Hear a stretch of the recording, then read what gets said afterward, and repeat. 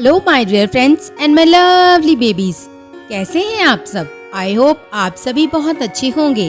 आज की हमारी कहानी का टॉपिक है चिड़िया और कालू कौवा। आइए सुनते हैं ये चिड़िया की कहानी। सर्दियों का मौसम चल रहा था। एक दिन बहुत ही ठंड पड़ रही थी। लाडो चिड़िया बोली, अरे बाप रे, आज तो सुबह से ही इतनी ज़्यादा ठंड है। मुझे कुछ तो करना पड़ेगा।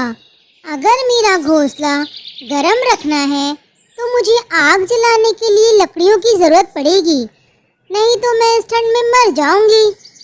लेकिन ये काम मैं अकेले नहीं कर सकती हूँ। मुझे किसी न किसी की मदद लेनी होगी। इतना सोचने के बाद लाडो मीनू चिड़िया के पास चली जाती है।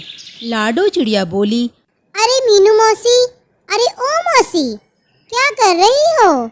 मीनू चिड़िया बाहर आती है और बोलती है, कुछ नहीं लाडो, तुम बताओ तुम क्या कर रही हो? लाडो बोली, ठीक है, मैं क्या करूं मौसी, मैं तो तुम्हारे पास मदद के लिए आई हूँ। मीनू ने बोला। मदद? कैसी मदद? बताओ, क्या काम है? तब लाडो चिड़िया बोली, अरे कुछ नहीं मौसी, अभी ठंड का मौसम चल रहा है ना, मैं सोच रही थी कि हमारे घोंसले को गर्म रखने के लिए आग जलानी होगी और उसके लिए हमें लकड़ियाँ इकट्ठी करनी पड़ेंगी।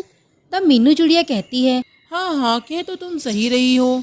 लाडो बोली, आज घोघा मौसी मुझसे मिलने आई थी तो वो बोल रही थी कि इस बार ठंड बहुत ज़्यादा है, हो सकता है इस बार बर्फबारी भी हो। मेरे तो ठंड की वजह से ही हाथ पैर फूल रहे हैं, अगर बर्फबारी हुई तो मैं तो जम ही जाऊंगी। बताओ कब जाना है लकड़ियाँ लेने? अभी तो शाम होने वाली है मौसी, हम कल घर का सारा काम निपटा कर फिर चलेंगे। ठीक है, कल सुबह जाएंगे। अगले दिन सुबह मीनू और लाडो लकड़ियां जमा करने के लिए निकल पड़ती हैं। उड़ते उड़ते उन्हें रास्ते में कालू कौवा धूप सेकते हुए दिखाई देता है।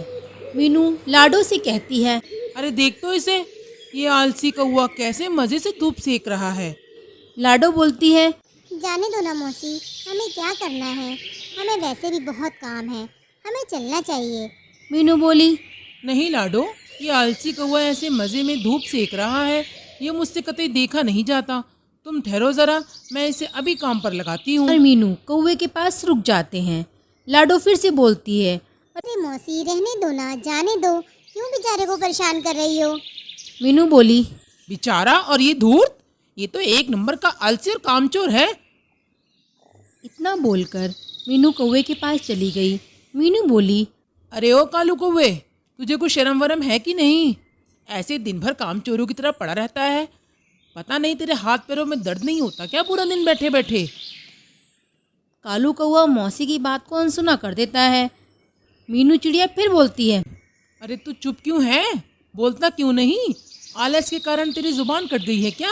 सुनाई नहीं दे रहा क्या? अब कालू कौवा बोलता है, क्या मीनू मौसी, मैं तो यहाँ शांति से बैठा हूँ, क्या आपको मेरी वजह से कोई तकलीफ हो रही है? अगर आप चाहती हैं तो मैं यहाँ से उड़कर दूर चला जाता हूँ। मीनू बोलती है, अरे आलसी कौवे, मुझे तेरे सब नाटक मालूम है, तू कितना कामचोर है, और वैसे भी तुझे कुछ काम वाम तो आता नहीं है, बस दिन भर आराम से सोता रहता है। नहीं नहीं मौसी, मैं कामचोर नहीं हूँ, मैं कोई भी काम कर सकता हूँ। अच्छा ऐसी बात है, तो चल मेरे साथ। कहाँ? मैं और लाडो घोंसले को गर्म रखने के लिए लकड़ियाँ जमा करने निकली हैं, चल तू भी चल हमारे साथ जंगल में। कालू कौवा बोला। हाँ ठीक है, मैं चलता हूँ, इसमें कौन सी बड़ी बात है। मीनू चिड़िया बोलती है, देख ले, तू अभी हाँ बोल रहा है, बीच में काम छोड़कर भाग मत जाना। अगर तूने ऐसा किया मैं तुझे हमारे ग्रुप से निकाल दूंगी और फिर बैठे रहना ठंड में सिकुड़ते हुए। इस बार तो बर्फ़ भी पड़ने वाली है, पूरा जम जाएगा। कौवा बोलता है, नहीं नहीं मौसी, मैं आपके साथ आ रहा हूँ, आप चिंता ना करें, मैं नहीं भागूंगा। लाडो बोली, ये मीनू मौसी भी ना कितनी तेज है, अपनी बातों में सबको फंसा लेती है और अपना काम निकलवा लेती है। फिर लाडो, मीनू मौसी और कालू कौवा तीनों जंगल की ओर चल पड़ते हैं। थोड़ी दूर जाने के बाद लाडो को ज़मीन पर कुछ लकड़ियां दिखाई देती हैं। लाडो चिड़िया बोलती है, चलो हम यहाँ से एक एक लकड़ी उठा लेते हैं। तीनों एक एक लकड़ी उठाकर लाडो चिड़िया के घोंसले के पास पहुंचते हैं। तभी मीनू लाडो से कहती है, लाडो, तुम्हारा घर तो बहुत छोटा है। अगर हम लकड़ियाँ यहाँ इकट्ठा करेंगे तो तुम्हारे रहने के लिए जगह नहीं रहेगी। ऐसा करो, तुम मेरे घोंसले में चलो और फिर हमें आग भी तो जलानी है। हम एक काम करते हैं, मेरा घर बहुत बड़ा है, हम लकड़ियाँ मेरे घर में जमा करते हैं। रात में हम तीनों आग जलाएंगे और वहीं आराम से सो जाएंगे। लाडो बोली, आप सही कह रही हो मौसी, हम ऐसा ही करेंगे। कालू भैया चलो मौसी के घर की तरफ चलते हैं। फिर कालू, लाडो और मौसी तीनों मीनू चिड़िया के घर की तरफ चल पड़ते हैं। तीनों मिलकर लकड़ियाँ फिर मौसी के घर में रख देते हैं। लाडो बोलती है, चलो हमें और भी लकड़ियाँ लेनी नहीं है, ये लकड़ियाँ तो आग जलाने के लिए कम पड़ जाएंगी, हमें अभी कुछ और लकड़ियों की ज़रूरत पड़ेगी। तो मीनू चिड़िया पाँव में मोच आने का झूठा बहाना करती है। मीनू चिड़िया कहती है, अरे बाप रे, उई माँ, मर गई मैं तो। शायद मेरे पाँव में मोच आ गई है, अब मैं लकड़ी नहीं उठा पाऊँगी। बताओ मैं क्या करूँ? तुम लोग इतनी मेहनत से काम कर रहे हो और मैं तुम्हारा साथ भी नहीं दे सकती। लाडो कहती है, कोई बात नहीं मौसी, आप आराम करो, मैं और कालू भैया जाकर लकड़ियाँ जमा कर देंगे। इतना बोलकर लाडो और कालू लकड़ियाँ लेने के लिए उड़ जाते हैं। दिन भर बेचारे दोनों लकड़ियाँ जमा करते हैं और शाम को आकर मौसी के घर में लकड़ियाँ रख देते हैं। इस तरह मौसी के घर लकड़ियों का ढेर लग जाता है। तो मीनू चिड़िया खुश होते हुए कहती है, अरे वाह, ऐसे कहते हैं ना सुकून की ज़िंदगी। देखा मेरे दिमाग का कमाल, मज़ा ही आ गया। फिर रात में तीनों मिलकर मौसी के घर में आग जलाकर सो जाते हैं। जब सुबह हो जाती है, कालू कहता है, कल तो बहुत अच्छी नींद आई मुझे, लेकिन अब मुझे भूख लग रही है। लाडो बोलती है, भूख तो मुझे भी लगी है भैया, देखते हैं मीनू मौसी के घर में कुछ खाने के लिए है या नहीं।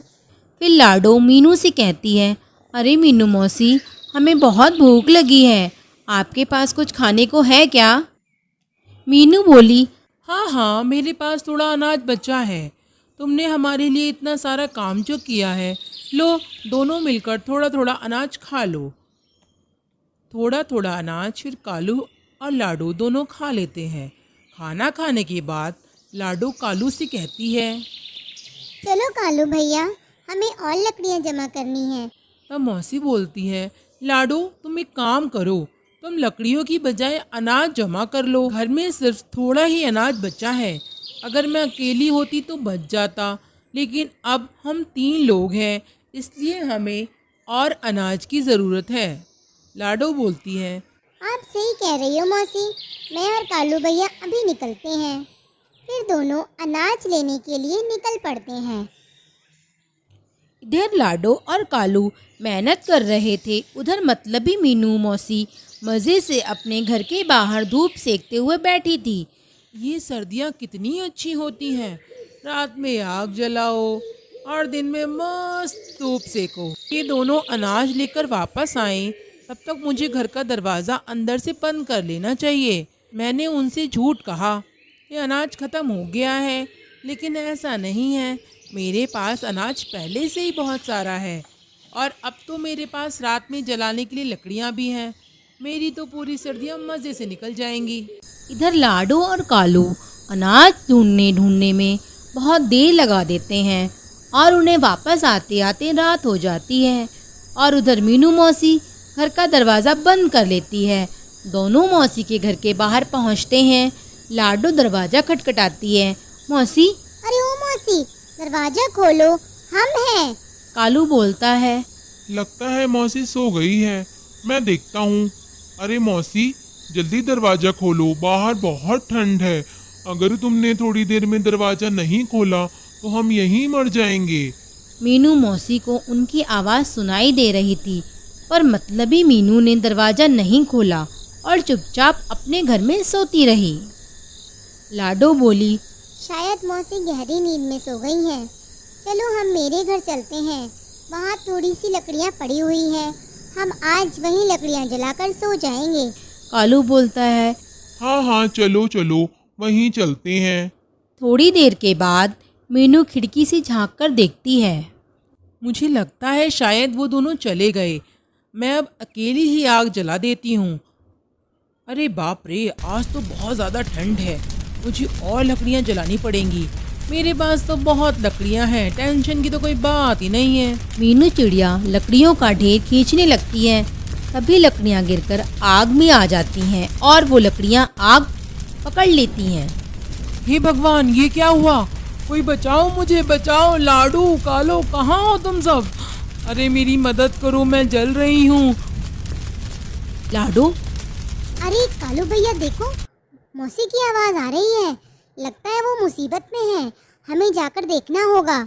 जैसे ही वो दोनों मौसी के घर के बाहर आते हैं, देखते हैं कि मौसी का घर चारों तरफ से आग में झुलस चुका है। कालू हिम्मत करके दरवाज़ा तोड़ देता है और मौसी को बाहर निकालता है। मौसी के पंखों में आग लग रही थी। तभी कालू मौसी को पास के तालाब में छोड़ देता है। कुछ देर बाद मौसी तालाब से बाहर आती है और वह बच जाती है और कालू से कहती है, मुझे माफ़ कर दो, मैं मतलबी हो गई थी। मैंने सोचा कि तुम लोग काम करोगे और मैं आराम से पूरी सर्दियाँ गुजार दूंगी। मैंने पाँव में चोट आने का झूठा बहाना बनाया। इतनी ठंड में तुम्हारी आवाज़ सुनने के बाद भी दरवाज़ा नहीं खोला, तुमको अकेला छोड़ दिया। सारा दिन तुम लोगों ने मेरे लिए काम किया, फिर भी मैंने तुम्हें एक सहारा नहीं दिया। लेकिन मुझे मेरे लालच की सज़ा मिल गई है और मेरा एक पंख भी जल गया है। मीनू मौसी को अपने किए की सज़ा मिल चुकी थी। सीख।